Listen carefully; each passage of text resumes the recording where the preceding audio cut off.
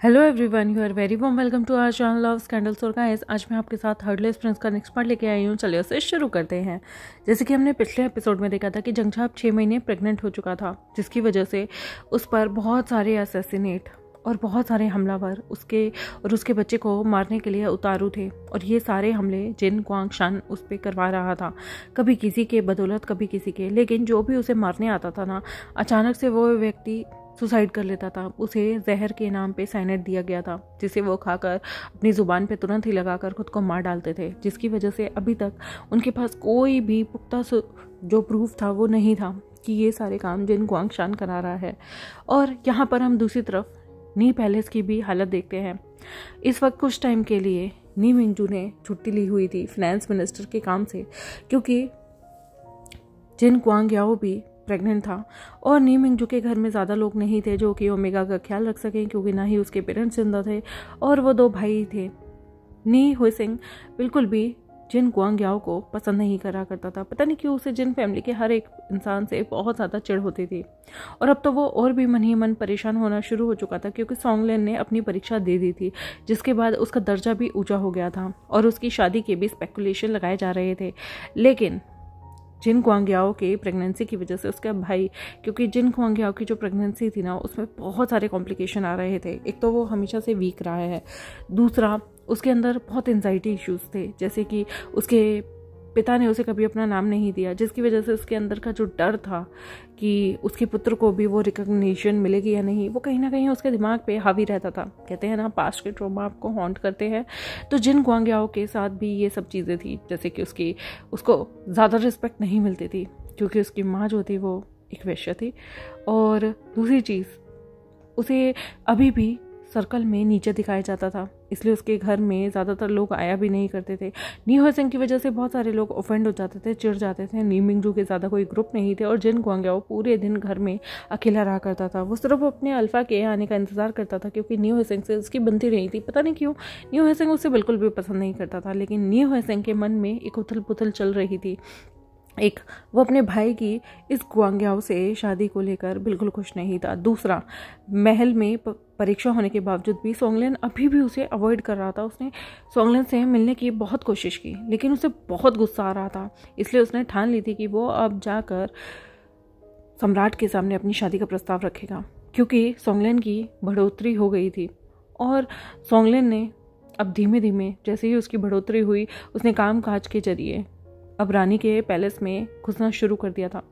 वो पहले तो यहाँ पर शाओ शिनचेंग से मिलने जाने के लिए उतारू हुआ करता था, क्योंकि वो एक झलक उसे देखना चाहता था, क्योंकि उसे बिल्कुल नहीं अंदाजा था कि जब उसने झूठ बोलकर विभूषण और शाओ शिनचेंग को वहाँ से हटाया, तब उसे मिलने नी हुइसिंग नहीं बल्कि वो दोनों ही आए थे।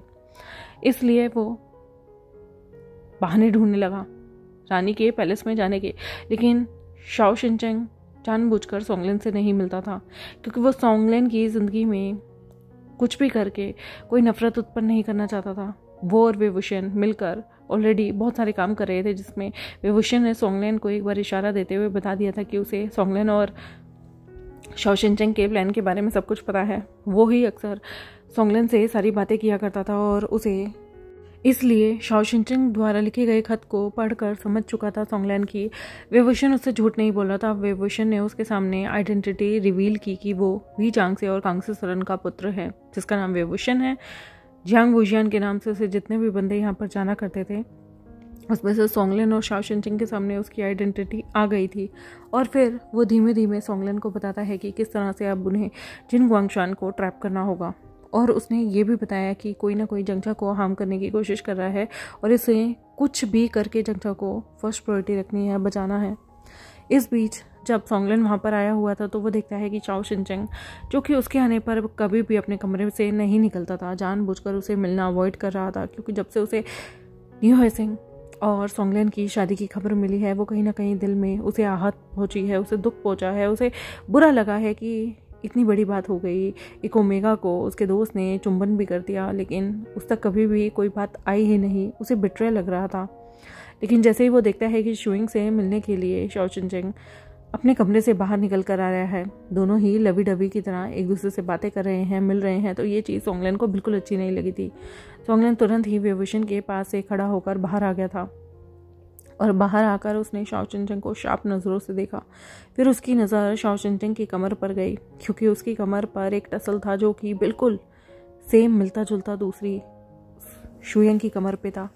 उसके होश वाक्ता हो गए, क्योंकि शाओ चिनचेंग बहुत दिन से उससे मिलना अवॉइड कर रहा था। यहाँ पर शुयंग के सामने उसने झुक कर प्रणाम किया, क्योंकि ये कोई और नहीं बल्कि हेंगुनजुन का ही इंसान था। और अब उसकी उपाधि भी बड़ी होने की वजह से शुयंग ने भी सोंगलेन को झुक कर प्रणाम किया। और सोंगलेन ने यहाँ पर शुयंग से कहा कि मैं शाओ चिनचेंग से कुछ देर बात करना चाहता हूँ, अगर आपकी इजाज़त हो तो। शुयंग तो शाओ चिनचेंग के प्यार में थोड़ा लट्टू हो ही गया था, पर वो मना नहीं करता है और वो कहता है कि मुझे वैसे भी हेंगुनजुन से मिलने जाना है, तो आप लोग बात कर सकते हैं।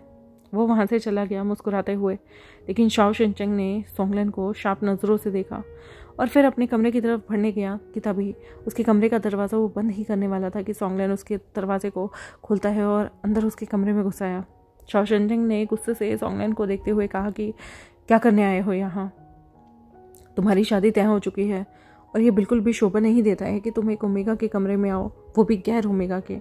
यहाँ पर सोंगलेन कहता है कि ऐसे क्यों कह रहे हो? तुम जानते हो कि मैं नी हुएसिंग से प्यार नहीं करता हूँ, मैं तुमसे प्यार करता हूँ शाओ चिनचेंग। शाओ चिनचेंग ने यहाँ पर मुस्कुरा कर पीछे देखा। उसकी टूटी हुई हंसी थी, लेकिन फिर भी उसने अपने चेहरे पर एक रुतबा रखते हुए, एक रोब रखते हुए कहा कि नहीं सोंगलेन, तुम्हें नी हुएसिंग से शादी करनी होगी। जिन ग्वांगशान के घर में तुम्हें घुसना ही होगा हमारे प्लान के तहत। सोंगलेन कहता है कि कैसा प्लान? मैं उन सब के बारे में नहीं जान सकता, मैं उन सबको पूरा नहीं कर सकता। शाओ चिनचेंग, मैं तुमसे प्यार करता हूँ, मैं तुम्हारे साथ रहना चाहता हूँ और मैंने अपनी सारी ज़िंदगी का ख्वाब तुम्हारे साथ देखा था। मैं ये सब छोड़कर तुम्हारे साथ वापस जाने के लिए तैयार हूँ। तभी सोंगलेन उसका हाथ खुद के हाथ से छुड़ाते हुए कहता है कि तुम पागल हो गए हो? जिस मकसद को पूरा करने के लिए हमने अपनी पूरी ज़िंदगी निकाल दी, पूरी ज़िंदगी बचपन हमेशा यही बात सोची कि हमें उस जिन ग्वांगशान से बदला लेना है, जिसकी वजह से हमारे कुनबे, हमारे परिवार ख़त्म हो गए, जिसकी वजह से पूरा पिंक सिटी तबाह हो गया, जिसकी वजह से येलिंग और यूनपेक सब जगह तबाह हो गई।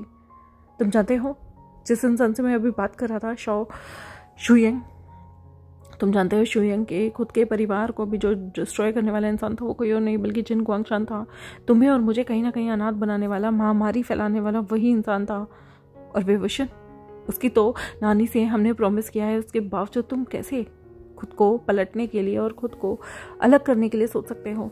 तुम इतने सेल्फिश कैसे हो सकते हो सोंगलेन? सोंगलेन ने कहा, क्यों? क्या मैं इंसान नहीं हूँ? क्या मैं सेल्फिश नहीं हो सकता? मैं तुमसे प्यार करता हूँ, तुम्हारे साथ जीना चाहता हूँ, इसमें सेल्फिश की क्या बात है? यहाँ पर शाओ चिनचेंग कहता है कि बात है, बात उसूलों की है, बात वादे की है। हमने किसी से वादा किया था, हम उनकी बेटी और दामाद के मृत्यु का बदला लेंगे, हम अपने परिवारों के मृत्यु का बदला लेंगे, एक प्यार की खातिर। तुम्हें क्या चाहिए? हाँ, मेरा जिस्म ले लो, इसी बिस्तर पर ले लो, नोश लो मुझे। लेकिन मेरा सबसे पहला सपना सिर्फ बदला है सोंगलेन, तुम भी नहीं हो। और हाँ, मैं तुम्हें एक चीज़ बताना चाहता हूँ कि धीरे धीरे करके ना, मुझे लगता था शायद हम एक कपल के तौर पे, एक दोस्त के तौर पर आजीवन साथ रह सकते हैं, पर नहीं। पिछले कुछ महीनों में मैंने जाना कि तुम्हारे साथ मैं रहता था, पर मैं खुश नहीं था। पर किसी और के सामने मुझे क्रिंज हरकतें करता हुआ अच्छा लगता है, मुझे मुस्कुराना अच्छा लगता है। मैं भूल जाता हूँ कि मैं वो टफ इंसान हूँ जिसे ज़िंदगी की चुनौतियों के साथ सामना करना है, जिसे ज़िंदगी में कुछ और मकसद पाना है। लेकिन एक इंसान है, एक शख्स है जिसके सामने मैं एकदम बच्चा बन जाता हूँ, और वो है शुयंग।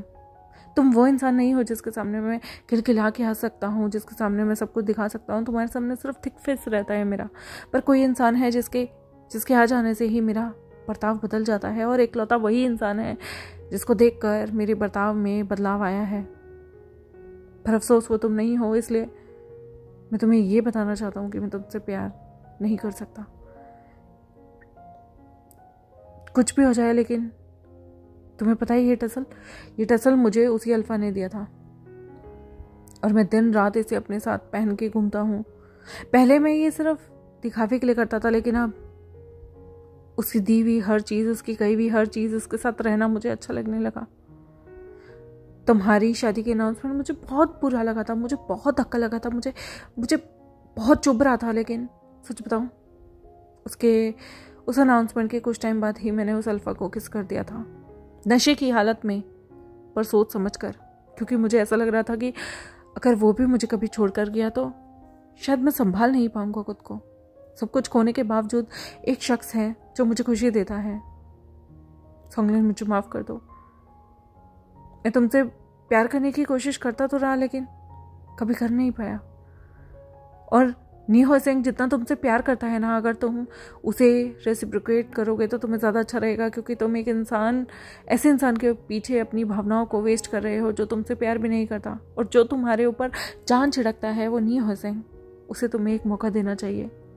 शाओ शिनचेंग की बातों को सुनकर सोंगलिन रोने लगा, फूट फूट कर रोने लगा और कहने लगा कि मैंने तुम्हारे अलावा कभी किसी ओमेगा को प्यार नहीं किया है। मैंने कभी किसी को उस नज़र से नहीं देखा है। माना कि मैं पहले जानबूझकर करीब जाना चाहता था नी मिंगजू के भाई के, लेकिन मैंने कभी उस नज़र से उसे नहीं देखा। तो शाओ शिनचेंग गुस्से में कहता है कि देखो उसे, देखो उस नज़र से, देखो उस प्यार भरी नज़र से, क्योंकि मैंने कभी तुम्हें प्यार की नज़र से नहीं देखा है। क्योंकि मेरी नज़र में अगर कोई अल्फा है तो वो सिर्फ शुयांग है। ये बोलते हुए वो दरवाज़ा खोलता है और सोंगलिन को जाने के लिए कहता है। सोंगलिन खड़ा होता है और शाओ शिनचेंग को गले से लगाकर रोने लगता है और कहता है कि मुझे माफ़ कर दो, मुझे पता है तुम नाराज़ हो, तुम्हें गुस्सा है कि मैंने नी हो सेंग को किस किया, लेकिन मैं जनरली उस दिन तुम्हें प्रपोज करना चाहता था। मैं झूठ नहीं बोल रहा हूँ। तभी सोंगलिन उसे खुद से दूर करते हुए शाओ शिनचेंग उसे खुद से दूर करते हुए कहता है कि सोंगलिन, मैं जानता हूँ कि तुम झूठ नहीं बोल रहे हो, पर मैं भी तुमसे झूठ नहीं बोल रहा हूँ। धीरे धीरे करके मुझे मकसद के साथ साथ एक चीज़ रियलाइज़ हुई कि मैं शुयांग से प्यार करने लगा हूँ, मैं उसे पसंद करने लगा हूँ। और तुम्हारे लिए मेरे मन में जो भावनाएं थी वो केवल दोस्ती की थी। और मैं ये तुम्हें चिढ़ाने के लिए, तुम्हें गुस्सा दिलाने के लिए नहीं कह रहा हूँ, ये मैंने अनुभव किया है। ये बात सुनते ही सोंगलिन टूट गया। उसकी आंखों से आंसू आ रहे थे। उसने अपने आंसुओं को पोंछा और टूटी हुई हालत में शाओ शिनचेंग को लास्ट बार देखकर वहाँ से निकल गया। शाओ शिनचेंग ने दरवाज़ा बंद किया और दरवाजे के पास ही बैठ गया। आज उसने पहली बार रियलाइज़ किया कि सोंगलिन के लिए वो गुस्सा था। उसके मन में कड़वाहट आ गई थी, गुस्सा आ गया था, लेकिन कभी प्यार सच में ही नहीं था। भावनाएं थी, इमोशंस थे, लेकिन प्यार नहीं था। और शुयांग अब उसकी कमज़ोरी बनता जा रहा है। और जिस तरीके से उसने कन्फेस किया है शुयांग को लेकर अपना प्यार, उसे डर लगने लगा कि कहीं उसका मन उसे भटका ना दे। वो घबराने लगा था। उसने उस टसल को देखा और कहा कि आखिर क्या जादू कर रहे हो तुम मुझ पर, क्यों कर रहे हो शुयांग? अगर तुम्हें पता चले कि मैं यहाँ मकसद के तहत आया था और मैं वैसा नहीं हूँ जैसा तुम्हारे सामने क्रिंज हरकतें करता हो, तो क्या तुम मुझे माफ़ करोगे? क्या तुम मुझसे प्यार करोगे? क्या तब भी तुम मुझे प्रोटेक्ट करना चाहोगे, जैसे जब तुम्हें पता चलेगा कि मैं इतना भी भोला भाला, निकम्मा और इतना भी ज़्यादा डरा हुआ सहमा हुआ इंसान नहीं हूँ, बल्कि मैं तलवारबाजी में बहुत एक्सपर्ट हूँ। मैं अच्छे से फाइट करना जानता हूँ, मैं अच्छे से लड़ाई करना जानता हूँ। मैं आशा करता हूँ कि मेरा सच जब तुम्हारे सामने आए तो तुम्हें झटका ना लगे, तुम्हें धोखा महसूस ना हो। मैं जानता हूँ कि मैं धोखा कर रहा हूँ, पर मैं तुमसे अलग नहीं होना चाहता। मैं तुम्हारे सामने वो रहना चाहता हूँ जो मैं दूसरों के सामने नहीं होता हूँ।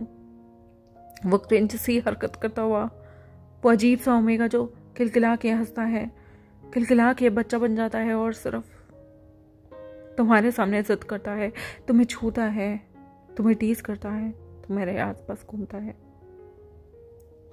और यहाँ से सीन शिफ्ट होता है जिन गुआंगशान के पास। जिन गुआंगशान अपने महल में कुछ लोगों को बुलाकर जंगचा की मृत्यु का प्लान बना रहा था।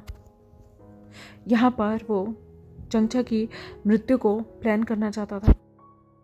वो सारे के सारे चीज़ें कर रहा था जिसे गलती से, क्योंकि उसने वहाँ पर सबसे छुप छुपा कर जिस इंसान को देश निकाला दिया गया था, जिन जिशुन को भी बुलाया था। और जिन जिशुन से उसने सीधा कहा था कि अगर वो लवांगची से बदला लेना चाहता है तो बदला लेने का बहुत बड़ा मौका आया है, उसे जंगचा और उसके बच्चे को हार्म करना होगा।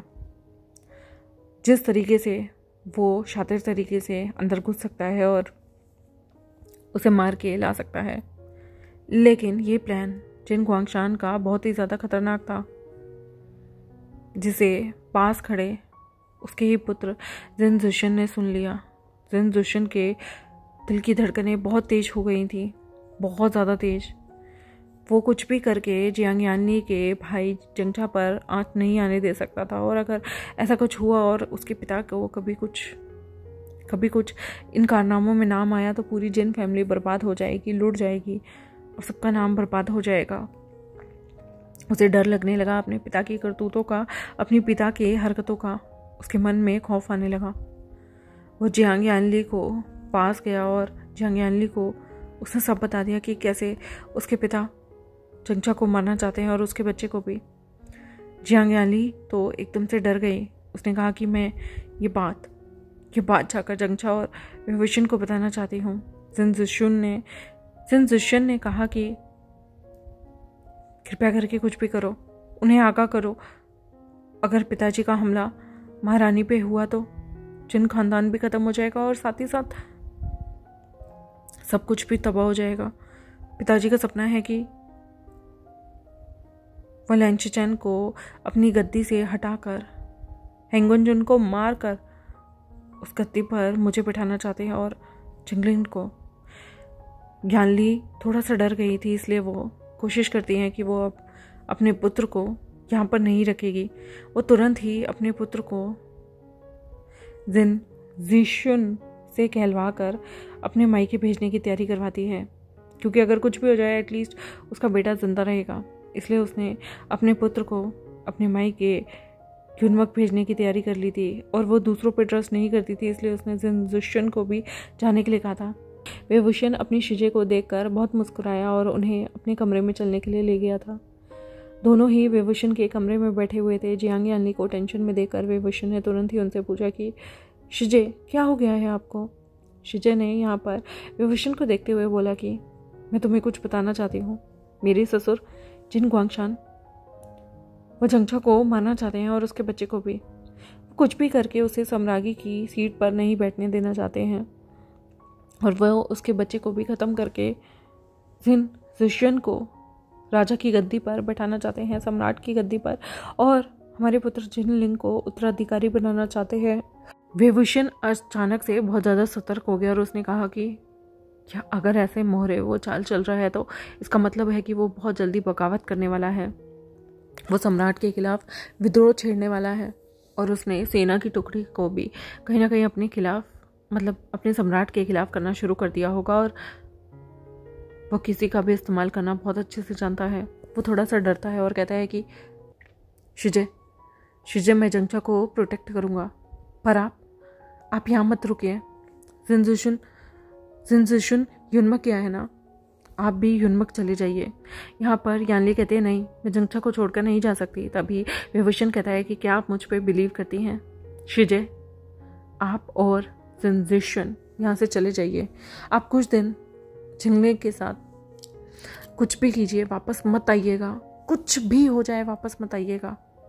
जिन ग्वांगशान की सजा का समय आ गया है।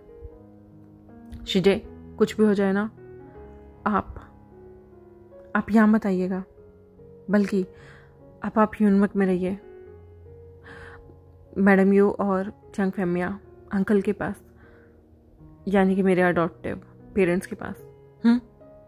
वो पूरा प्रबंधन करता है और अपनी बहन को यहाँ पर रहने से प्रतिबंध कर देता है।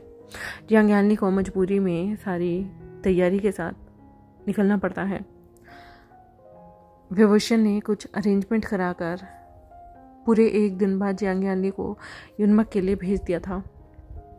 उनका सफ़र छोटा मोटा भी नहीं था, अच्छा खासा 3 दिन का सफ़र था।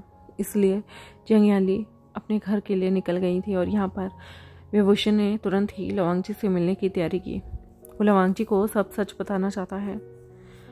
विभूषण लवांगची के घर के बिल्कुल सामने पहुँच गया था। लवांगची ने फिलहाल उससे मिलने के लिए मना कर दिया, लेकिन विभूषण ने कहा कि बहुत अर्जेंट है। लवांगची फिर भी मना कर रहा था, तो विभूषण उसके घर के सामने घुटनों के बल बैठ गया। कम से कम 1 घंटा वो घुटनों के बल बैठा रहा। जब लवांगची को ये बात पता चली तो उसने तुरंत ही ओमेगा को अंदर बुलाया। लवांगची से मिलने के लिए विभूषण, जिसके पैर बिल्कुल घुटने एकदम सुन्न हो गए थे, वो जैसे तैसे उठा और लवांगची से मिलने के लिए गया। उसने सबसे पहले तो वहाँ का दरवाज़ा बंद किया और बो करते हुए कहा कि हेंगुनजुन, मैं आपसे एक सहायता लेने आया हूँ। विभूषण का चेहरा एकदम कोई मजाकिया तौर पे नहीं था, बिल्कुल सीरियस था। इसलिए लवांगची ने उससे सीरियस टोन में पूछा कि विभूषण, क्या हुआ है? आखिर तुम मेरे दर पर कैसे आए हो और क्या कोई गंभीर मसला है? विभूषण तुरंत ही अंदर आकर घुटनों के बल बैठकर लवांगची से कहता है कि मैं आपके सामने कुछ खुलासा करना चाहता हूँ। मैं चाहता हूँ कि आप मेरी बातों पर गौर करें और सम्राज्ञी की जान को बचाएं। लवांगची तुरंत ही चौकन्ना हो गया और उसने कहा कि क्या बात है जियांगभूषण, बताओ। विभूषण ने कहा कि मैं आपको एक सच बताना चाहता हूँ। मैं जियांगभूषण नहीं हूँ, मैं विभूषण हूँ। मेरे माता पिता मैडम यू और जियांग फैमिया नहीं हैं। मेरे पेरेंट्स हैं खंगसे सरन और वीचांग से। यिलिंग समुदाय के जो सम्राट थे वही मेरे पिता थे, जिन्हें जिन ग्वांगशान ने बेरहमी से मार दिया। उसके अलावा पिंक सिटी को भी जिन ग्वांगशान ने तबाह किया था। और युनपिंग, जो कि आपके प्यारे राइट हैंड, आपके प्यारे सबॉर्डिनेट की जगह है शुयंग के पूरे परिवार संप्रदाय को ख़त्म करने वाला व्यक्ति कोई और नहीं बल्कि जिन ग्वांगशान है। मेरे माता पिता को भी मारने वाला वही व्यक्ति था और इसलिए मुझे जियांग फैमिली द्वारा अडॉप्ट कर लिया गया, क्योंकि मेरे पिता और जियांग फैमिली बहुत अच्छे दोस्त हुआ करते थे, एक तरह से दूर के कजन्स भी थे। इसलिए उन्होंने मुझे जियांगभूषण बनाकर हमेशा पाला पोसा बड़ा किया और यहाँ पर भेजा। मैं यहाँ पर अपने माता पिता के कातिल को ढूंढने आया था और अब मुझे पता चल रहा है कि वो उसकी सत्ता को बर्बाद करके एम्प्रेस को ख़त्म कर देना चाहते हैं, क्योंकि वो प्रेग्नेंट है। वो किसी भी कीमत पर जिन ग्वांगशान आपके भाई को गद्दी पर बैठने नहीं देगा, उसकी औलादों को भी गद्दी पर बैठने नहीं देगा, क्योंकि वो चाहता है कि गद्दी पर उसका बेटा जिशुन बैठे और आगे चल के उत्तराधिकारी जिंगलिंग हो, जो कि मेरी मुंह बोली बहन जियांगयानली के बच्चे हैं। वो किसी भी हद तक जा सकता है, इसलिए मैंने जिनजुशन, जिंगलिंग और मेरी बहन ये सारे के सारे युनमक चले गए हैं। उनका इन सब से कोई लेना देना नहीं है, लेकिन मैं चाहता हूँ कि आप चंचा की जान को बचाएं। वो इंसान सब कुछ तबाह कर देगा। यहाँ पर लवांगची थोड़ा सा वो चक्कर रह गया था, फिर भी उसने जियांगभूषण की आंखों में आंखें डालकर कहा कि ये सब तुम मुझे क्यों बता रहे हो? क्यों? और आखिर वो तो हमारे सम्राट में इतना भरोसा करता है, तो वो ऐसा क्यों करेगा? तभी विभूषण ने अपने लिप्स को बाइट किया और धीमे से कहा कि क्योंकि शिचन आपकी माँ और आपके पिता चिंगनचुन और मैडम लैन के पुत्र नहीं हैं, क्योंकि वो आपके शायद से चाचा लेंचरन और उनकी प्रेमिका, जिससे वो कभी शादी नहीं कर पाए, लिली, उनसे पुत्र हैं। इसलिए वो नफरत करता है शिचन से और वो कभी नहीं चाहता कि शिचन या उसका उत्तराधिकारी, जो कि उनका राइवल था एक तरह से, उसके बच्चे को वो कभी भी इस सम्राट की कुर्सी पे बैठा हुआ देखे। वो हमेशा से शिचन को एक पपेट की तरह इस्तेमाल करना चाहते थे और अब वो जंगचा की जान के पीछे पड़ गए हैं, क्योंकि अब उनका मोटिव बहुत ज़्यादा इविल हो चुका है, जिसके चलते खुद मेरी शिजे और जिनजुशन भी बहुत ज़्यादा परेशान हो गए उनकी इन ओझी हरकतों से।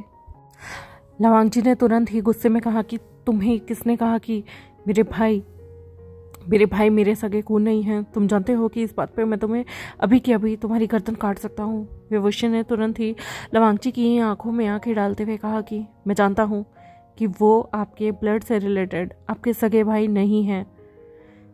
लवांगची ने कहा खामोश, मुंह बंद करो अपना। विभूषण ने कहा मेरे पास प्रूफ है और मैं जानता हूँ कि वो आपके ब्लड रिलेटेड ज़रूर हैं, लेकिन आपके सगे भाई नहीं हैं। इसलिए मेरी बात मानो, मैं आपसे कुछ भी झूठ नहीं कह रहा हूँ, मैं आपसे सच बोल रहा हूँ। इससे पहले कि देर हो जाए, आपको कुछ भी करके अपने भाई को प्रोटेक्ट करना होगा। वो कुछ भी करके आपके भाई को नुकसान पहुँचाना चाहता है, किसी भी कीमत पर, चंचा को भी और चंचा के बच्चे को भी। आपने देखा नहीं इतने दिनों से कितने सारे हमलावर यहाँ पर आ रहे हैं, कितने सारे लोग चंचा को मारना चाहते हैं। कभी वो बाहर होता है तब उस पर तीर चलाकर, कभी कोई उस पर कैसे हमला करता है। उसके पास अपना डिफेंस करने के लिए भी कुछ नहीं है। तो आप जानते ही हैं क्या चल रहा है। लवांगची ने यहाँ पर कहा कि तुम्हारे अलावा किस किस को पता है कि मेरे भाई के बारे में? विभूषण ने यहाँ पर कहा कि मेरे अलावा इस पैलेस में आपके माता पिता को पता होगा, या फिर लैन चरण को, बाकी किसी को भी नहीं। मैंने किसी को कभी कुछ नहीं बताया है।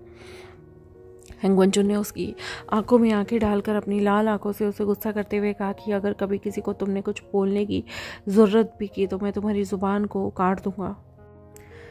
मेरे बड़े भाई के राज को इस कमरे से बाहर कभी नहीं जाने दूंगा।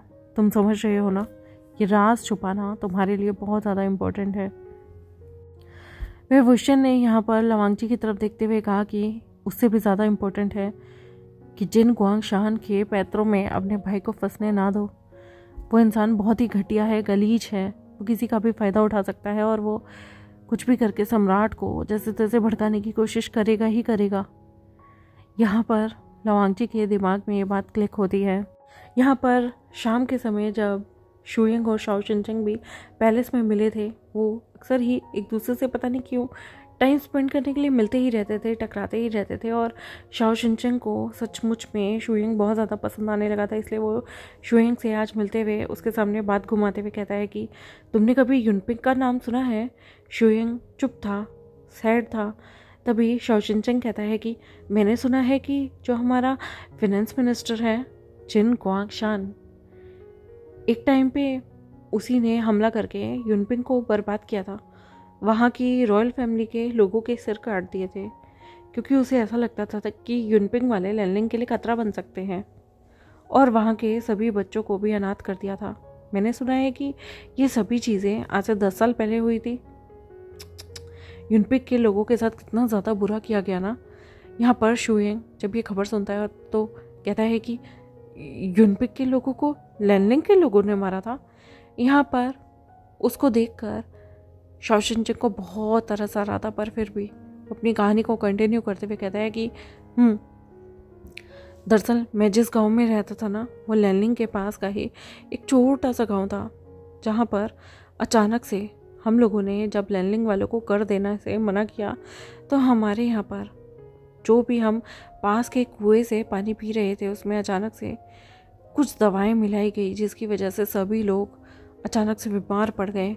किसी का किडनी फेल हो रही थी, किसी के लीवर, लोगों को खांसियाँ होने लगी, बुखार आने लगा एक्सट्रीम लेवल का, और फिर पूरा शरीर ठंडा पड़ जाता था। ये अजीब सी बीमारी कभी किसी ने ना देखी थी ना सुनी थी, और अचानक से ये सब होना लोगों को कहीं ना कहीं इरिटेट कर रहा था। अब धीरे धीरे लोग बहुत ज़्यादा दुखी हो चुके थे बीमार लोगों से, और फिर एक दिन पता चलता है कि एक करके सभी लोग मरना शुरू हो गए थे।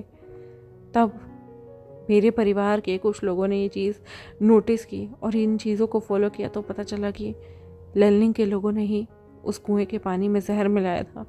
पर तब तक बहुत देर हो गई थी। कुछ बच्चों को, कुछ अनाथ बच्चों को छोड़कर, या कुछ 1-2 उच्च घर के लोगों को छोड़कर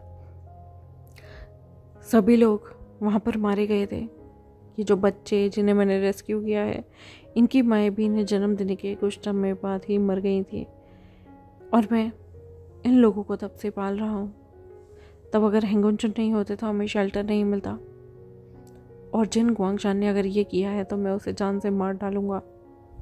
उसने अपने लालच के लिए हमारे हंसते खेलते युनपिंग को पूरा बर्बाद कर दिया, पूरा तबाह करके रख दिया। उसे एक अपॉलॉजी तो बनती है। शाओ शिनचेंग की बातें सुनकर शुयिंग ने मन में ठान लिया था कि वो जाकर आज हेंगवनजुन से बात करेगा और उन्हें बताएगा कि युनपिंग में जो भी हुआ था वो जिन गुआंगशान की बदौलत हुआ था।